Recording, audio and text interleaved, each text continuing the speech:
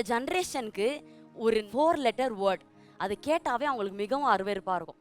Wait, காத்திரு அப்படின்றது தான் இந்த காலத்துல இருக்கிற ஜனங்களுக்கு வந்து மிகவும் ஒரு கஷ்டமான ஒரு டாஸ்க். இப்ப பாருங்களேன், எல்லாமே ஃபாஸ்ட் ஃபுட்டு, டெக்னாலஜி எல்லாமே. ஆனா உலகத்துல ஒர்க் ஆகிற அந்த ஃபார்முலா உலகத்துல கிரியை செய்யற மாதிரி ஆவிக்குரிய விதத்துல கிரியை செய்யாது. கர்த்தருடைய கண்ணோட்டமே வேற, உலகத்தின் கண்ணோட்டமே வேற. எல்லாமே ஃபாஸ்டா, நான் ஜெபிச்ச உடனே கண் திறந்து என் ரூமை விட்டு வெளியே போன உடனே ஒரு அதிசயம் காத்து இருக்கணும்னா நடக்காது. அருமையான தேவ பிள்ளைகளை நம்ம ஒன்று புரிந்து கொள்ளணும். நம்ம தேவன் நம்ம மாறினாலும், இந்த சூழ்நிலைமைகள் மாறினாலும், நேற்றும் இன்றும் மாறாத ராஜாதி ராஜாவாக தான் நம்ம ஆராதிக்கிறோம். அவர் பொய் சொல்ல அவர் மனிதர் இல்ல, அவர் மனம் மாற அவர் மனுபுத்திரன் இல்ல. அவர் சொன்னதை ஏற்ற காலத்துல தன்னுடைய அப்பாயிண்டட் டைம்ல நம்மளுக்கு அது டிலேவாக காணப்படலாம்.